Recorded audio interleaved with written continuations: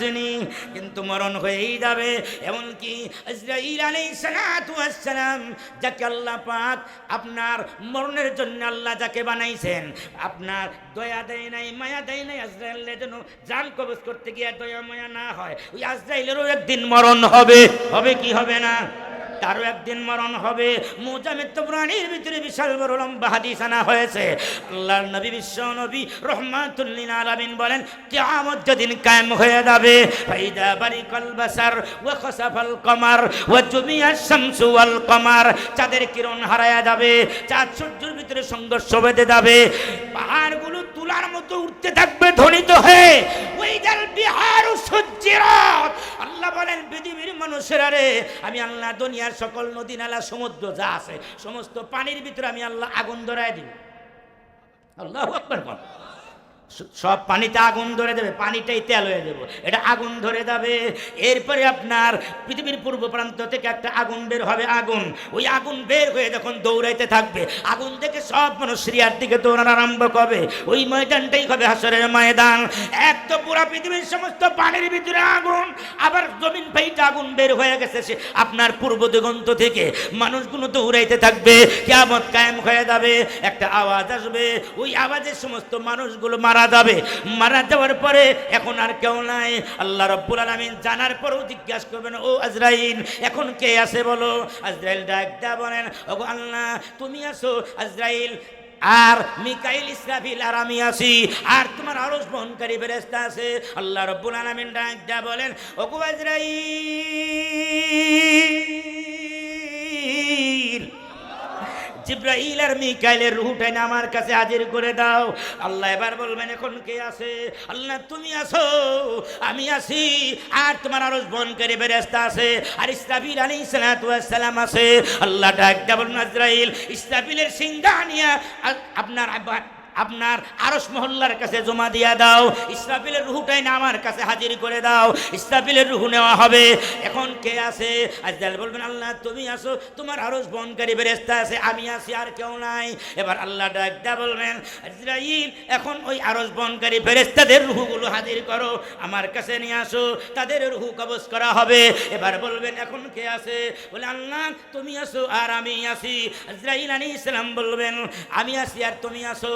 আল্লাহ বলবেন, মুত ইয়া মালাকাল মাউত, ও মালাকুল মাউত, এবার তুমি তোমার জানটা বের করে নাও। আজরাইল আলাইহিস সালাতু ওয়াস সালাম একটা চিৎকার দিয়ে বলবে, আল্লাহ নিজের জান নিজে বের করতে হবে, এটা কেমনে সম্ভব? আমি আগে যদি জানতাম নিজের জান নিজে বের করতে হবে, এই দায়িত্ব নিয়ে নিতে অপরগতা প্রকাশ করতাম। জানবেন কোন এত কঠিন, এখনো আমার চোখের পানি কোনো সময় এসেছে। বিশেষ করে কয়েকটি জান বের করতে গিয়া আমি আজরাইল কেঁদেছি। তার মধ্যে একটি হলো, ওই যে সমুদ্রের ভিতরে একজন জনম দুঃখিনী মা, নৌকা ডুবে গেল, নৌকা ডুবে যাওয়ার পরে সন্তান সম্ভাব্যা মা কাঠের উপরে ভাসমান, ওই অবস্থায় তার একটা সন্তান, ফুটফুটে ছেলে সন্তান জন্মগ্রহণ করলো। আল্লাহ তুমি বললা, ওগো আজরাইল ওই জনম দুঃখিনী মায়ের রূহটা এখন কবজ করো। আমি আল্লাহ ওই দিন এত কাদা কেঁদেছিলাম, এখন এই সমুদ্রের উপরে কাঠের উপরে ভাসমান মায়ের রূহ যদি কবজ করি তো সন্তানটার কি হবে? এই জন্য আমি কেঁদেছিলাম। ওগো আল্লাহ নিজের জান নিজে কেমনে বের করবো? আল্লাহ একটা ধমক দেয়া বলবেন, মুত ইয়া মালাকাল মাউত। আল্লাহ যখন ধমক দিবে, আর যাই একটা চিৎকার দিয়ে হাত পেরে তার জানটা বের হয়ে যাবে। আল্লাহ বলবেন, লিমালিল মুলকুল ইয়াউম, লিমানিল মুলকুল ইয়াউম। মরণ থেকে কেউ রেহাই পাবে না, মরণ হবেই হবে। এমনকি তামাম দুনিয়া আল্লাহ যার জন্য বানাইছে, তারও একদিন মরণ হয়েছে, তিনিও থাকেন নাই, তিনিও চলে গেছেন। আমার নবী উম্মতের কান্ডারি রহমাতুল লিল আলামিন বিদায় হয়ে চলে গেছেন। লম্বা টাইম নিতে পারবো না, আর সে কালকে নাও থাকতে পারি। এই চেয়ারের ক্ষমতা আজকে আছে, কালকে চেয়ারে আরেকজন এসে বসবে। এই জন্য তো কিছু এটা বেশি ভালো না, এটা পছন্দ হয় না আমার, মুসাফির খানা। এই যে একটা কথা গিয়া কলজায় আঘাত লাগছে, ইব্রাহিম ইবনে আদহাম লাফ দিয়া উঠে গেছেন, কান্না আরম্ভ করছেন, চিৎকার মারতেছেন, প্রভু আমি আর বাদশাহী করব না। বাদশাহীতে লাথি মারলাম, যাই নামাজ নিয়ে জঙ্গলের দিকে দৌড়ায়, বছরের পর বছর ইবাদত করে। আল্লাহ রাব্বুল আলামিন ডাক দেয়া বলে, ও ইব্রাহিম ইবনে আদহাম, মাথা উঠাও, আর কাঁদতে হবে না, আমি আল্লাহ তোমারে আমার ওলিদের খাতায় নাম লিখে দিলাম। আগে ছিল বাদশাহ, দুনিয়ার বাদশাহ, এখন হয়ে গেছে আখিরাতের বাদশাহ। কেমন বাদশাহ হয়ে গেছে? ইব্রাহিম ইবনে আদহাম রহমাতুল্লাহ আলাইহি তার মন্ত্রী পরিষদ আর দেশের লোকজন কয়, হুজুর শেষমেশ পাগল হইলেন এই মোল্লা গো কোথায়? নাউজুবিল্লাহ। কোন মানুষ যখন নামাজি হয়, মানুষ যখন আপনার মসজিদের দিকে দৌড়ায়, পাশের কিছু মানুষ চিৎকারি মারে, সারা জীবন ফাজদামে করে এখন হাজি সাজছে আবার। জোরে কোন কথা ঠিক না বে ঠিক কোন? অন্যরা টিটকারি মারে, কয় হুজুর দুনিয়া লাত্তি মেরে আপনি কাম, আপনার এই ফকির সাজলেন, জঙ্গলে গেলেন, লাভ হইল ডাকে। ইব্রাহিম ইবনে আদহাম কয়, কোনো লাভ নাই, আয় আমার সাথে আয়। জঙ্গলের কাছে গিয়া কয়, কি চাস তোরা? কয় হুজুর আপনিই কন পারলে। কয় তোরা কি কস? কয় আমি কি পাইছি না পাইছি ওই নদীর আর সমুদ্রের মাছগুলোরে ওরা কি কয় না কয়? কয় হুজুর আপনিই কন। এবার ইব্রাহিম ইবনে আদহাম কয়, সমুদ্রের মাছের আরে আমার প্রজারা জানতে চায় আমি ঠকছি না জিতছি, আয় আয় আয় কাছে চইলা আয়। ইব্রাহিম ইবনে আদহাম আল্লাহর এত বড় পাওয়ারফুল আল্লাহর ওলি হয়ে গেছেন, মাছরে ডাক দিতে দেরি, নদী আর সমুদ্রের মাছগুলো কিনারে এসে কয়, লা ইলাহা, জোরে লা ইলাহা, ও লা ইলাহা, লা ইলাহা ইল্লাল্লাহু, লা ইলাহা ইল্লাল্লাহ, লা ইলাহা আল্লাহ আল্লাহ আল্লাহ আল্লাহ আল্লাহ আল্লাহ আল্লাহ আল্লাহ, লা ইলাহা ইল্লাল্লাহু মুহাম্মাদুর রাসূলুল্লাহ সাল্লাল্লাহু আলাইহি ওয়াসাল্লাম। ঠকছে না দিচ্ছে? আউলিয়া নে লাথ মারি, তারা দুনিয়া লাথি মারছে আর পুরা দুনিয়া তাদের কদমের সামনে এসে হাজির হয়ে গেছে। আর একটু জোরে কর না সুবহানাল্লাহ। আরে আরো জোরে কর, চিৎকার দিয়ে কর আল্লাহু আকবার। এই জন্য মরণ যেহেতু হবেই, তো মরণের প্রস্তুতি নিয়েই মরা দরকার। ইব্রাহিম ইবনে আদহাম যেভাবে গেছেন, হাসান বসরি যেই পথে গেছেন, ওই পথেই আমাদের যাওয়া দরকার। আর কতদিন ঘুমাবো?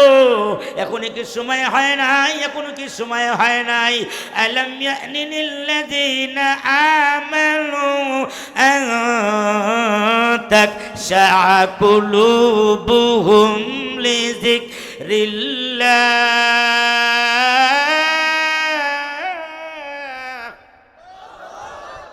কোরআনে কারিমের তেলাওয়াত শুনে আল্লাহু আকবার বললে মুসলমানদের ইমানের পাওয়ার বাড়ে না কমে? ওয়াইদা তুলিয়াত আলাইহিম আয়াতুহু যাদাতুহুম ঈমানা। মুসলমান যখন ঈমান শুনে, হুঙ্কার দিয়ে আয়াতের অর্থ বুঝুক আর না বুঝুক, আল্লাহ আল্লাহ আল্লাহ আল্লাহ আল্লাহ আল্লাহ আল্লাহ আল্লাহ আল্লাহু আকবার আল্লাহু আকবার বলে চিৎকার আরম্ভ করে। আল্লাহ কয়, মুসলমান আমার কোরআনের এক একটা আয়াতের এমন পাওয়ার, এমন ক্ষমতা, আয়াত তুমি শুনবা আর আল্লাহু আকবার বলবা, আমি আল্লাহ তোমার ঈমানকে পারমাণবিক বোমার মতো শক্তিশালী বানায়া আমি আল্লাহ তোমার ঈমানকে বৃদ্ধি করে দিব। জবান খুলে কন্না আল্লাহু আকবার। আলাম ইয়ানি লিল্লাযীনা আমানু আন তাকশা কুলুবুহুম লিযিকরিল্লাহ।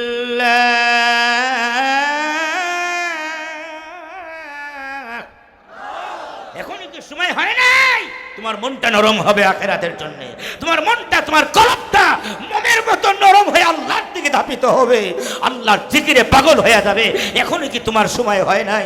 এখনই কি তোমার কবরে যাওয়ার কথা মনে পড়ে না? ও বান্দা, এখনই কি তোমার আখিরাতের ভয় ঢুকে না? ও বান্দা, এখনই কি তোমার আপনার আখিরাতের মিজানের পাল্লার কথা মনে হয় না? ও বান্দা, এখনই কি তোমার সিরাতের কথা মনে হয় না? ও বান্দা, এখনই কি তোমার জান্নাত আর জাহান্নামের কথা তোমার কলবে আঘাত হানে না, দাগ মারে না? তুমি কবে আল্লাহর দিকে ধাবিত হবা? কবে তোমার মনটা নরম হবে? আসো, জলদি আসো, ভাবতে পারবে না তো। কুল ইন্নাল মাউতাল্লাযী তাফিরুনা آمين فإنه ملاقيكم ثم تردون إلى عالم الغيب والشهادة فينبئكم بما كنتم تعملون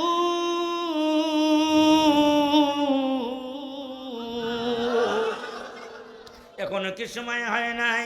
বাগার তো কোনো জায়গা নাই, ভাগবা কোন দিক দিয়া? ডানেও যাওয়ার জায়গা নাই, বামেও যাওয়ার জায়গা নাই, সামনে যাওয়ার জায়গা নাই, পিছনেও যাওয়ার জায়গা নাই। আজরাইল যখন হাজির হবে, ডানেও না, বামেও না, সামনেও না, পিছনেও না। ফাইদা জাআ আজালুহুম লা ইস্তাখিরুনা ওয়া লা ইস্তাকদিমুন। সময় হয়ে গেলে এক সেকেন্ড আগেও হবে না, পরেও হবে না। সময় হলেই গপ করে আজরাইল হাজির হবে, এদিকেও যাবে না, সেদিকেও যাবে না। জোরে কোন কথা ঠিক না বেঠিক? এই জন্য মুহতারাম হাজিরিন, আল্লাহর নবী বিশ্ব নবী রহমাতুল লিল আলামিন যখন চলে গেলেন আপনার মেরাজের রজনীতে, সিদরাতুল মুনতাহায় চলে গেছেন। আল্লাহর দরবারে প্রেমিক আশিক আর মাশুকের ভিতরে গোপন কথা হবে। সুবহানাল্লাহ। বন্ধু বন্ধু যেমন নির্জন জায়গায় যায়, আল্লাহর সাথে তার বন্ধুর গোপন কথা হবে, গোপন প্রেম হবে, গোপন ভালোবাসা হবে, গোপন গোপন চুক্তি হবে। আল্লাহু আকবার গান। আল্লাহ তার নবীর সাথে গোপন চুক্তি হবে, নতুন প্রেম হবে, ভালোবাসা হবে। কি কি কথা হবে? আল্লাহ দাওয়াত দিলেন, সিদরাতুল মুনতাহার কাছে চলে গেলেন। হঠাৎ করে দেখে বিশাল বড় গাছ, এত বড় গাছ আর এত পাতার অভাব নাই, এত বড় সুবিশাল গাছ অভাব নাই, এত লম্বা আর এত লম্বা গাছের সাথে একজন বুড়ো মানুষ হেলান দিয়ে বসা। আবার তার আবার অনেক আপনার শত শত হাজার হাজার আপনার পিএস আছে, পিএস ওই গাছের এক একটা করে পাতা পড়ে যায়। পিএসরা এনে হুজুরের কাছে জমা দেয়, বড় হুজুর বড় হুজুরের কাছে জমা দেয়। বড় হুজুর পাতাটা দেখে ওয়েটিং লিস্টের ভিতরে রেখে দেয়। মানে আর আমার আপনার আর হায়াত আছে 40 দিন। কয়দিন? আর কয়দিন? 40 দিন। বুখারী শরীফ আল্লাহর নবী বলেন, লান তামুতা নাফসুন হাত্তা তাস্তাকমিলা রিজকাহা। একটা দানা বাকি থাকা অবস্থায় পৃথিবীর কোনো মানুষ মরবে না। সুবহানাল্লাহ। কোন ওই যে 40 দিন, আপনার 40 দিন এরপরে যদি দানা শেষ হয়ে যায়, মাদ্রাজ নিলেও কাম হবে না, সিঙ্গাপুর নিলেও কাম হবে না। আর যদি মরণ না থাকে, গাড়ির তলে ফেললেও মরণ হবে না। দানা যদি থাকে, আর দানা না থাকলে কোনো জায়গায় গেলেই লাভ হবে না। এজন্য টাকা পয়সা দিয়ে কি হবে? 1000 কোটি টাকা আছে, কিন্তু মরণের দানা শেষ হয়ে গেলে আর থাকা যাবে না। জোরে কোন থাকা যাবে? যারা কয় না তারা মনে থাকতে পারবো টাকা দিয়ে, টাকার কোনো উপমায় নিতে পারবো না। হুজুর চলে আসবেন। আল্লাহ রাব্বুল আলামিন ডাক দিয়া বলবেন, ও জিবরাইল, আমার বন্ধুকে আমার কাছে সালাম দেওয়া দরকার। আজরাইল আলাইহিস সালাম হাজির হয়ে গেছেন।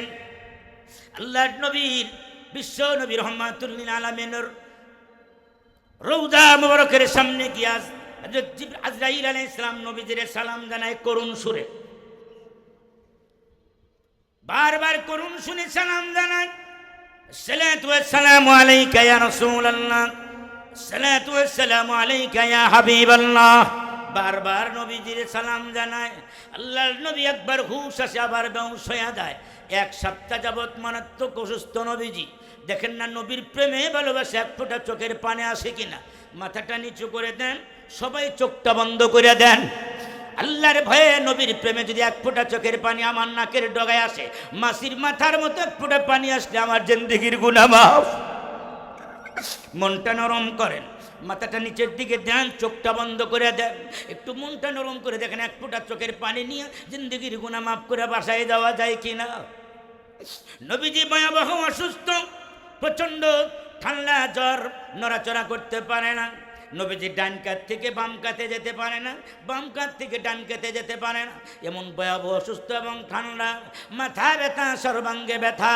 আল্লাহর নবী আপনার ওই মুহূর্তে কে যেন বারবার নবীজির সালাম জানায়। আল্লাহর নবী আম্মা জান আয়েশাকে ডাক দেয়া বলে, ওগো আয়েশা একটু পানি দাও। পানির ভিতরে নবীজি হাত ডোবায়, কপালে লাগায়, চোখে লাগায়, ঠোঁটে লাগায়, জায়গায় জায়গায় লাগায়।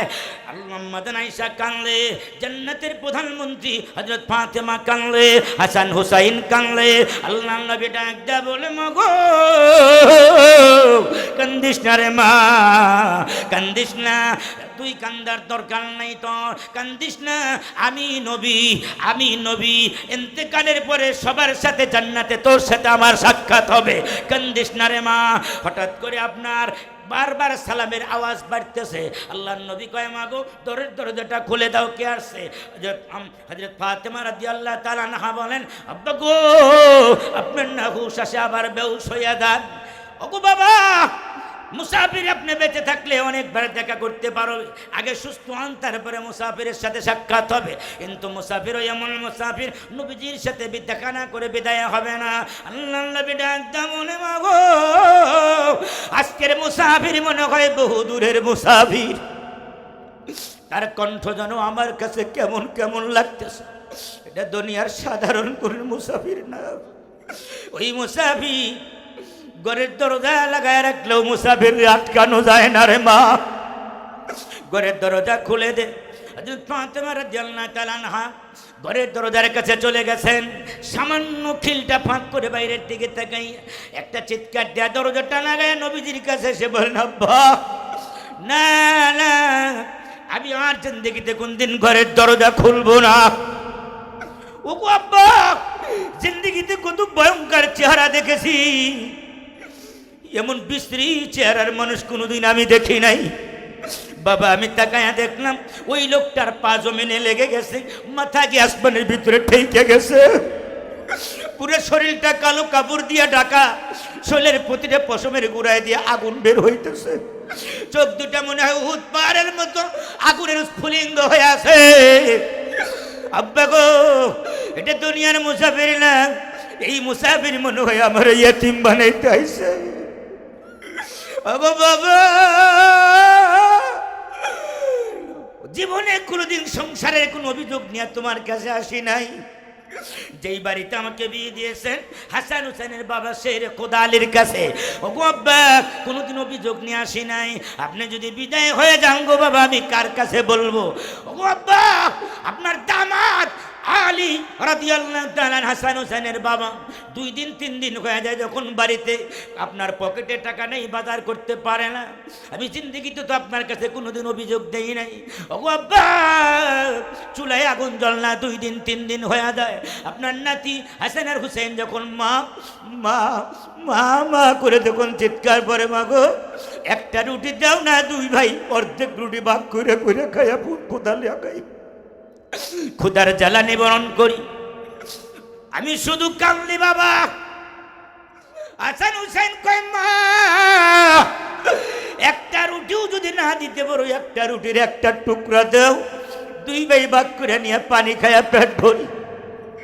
আব্বা গো, একটা রুটির টুকরাও যখন আমার কাছে থাকে না, হাসান হুসেন রে 2 হাত দিয়া, ডান হাত বাম হাত দিয়া 2 জন রে ধইরা, ওগো আব্বা তোমার দরবারে চলে আসি।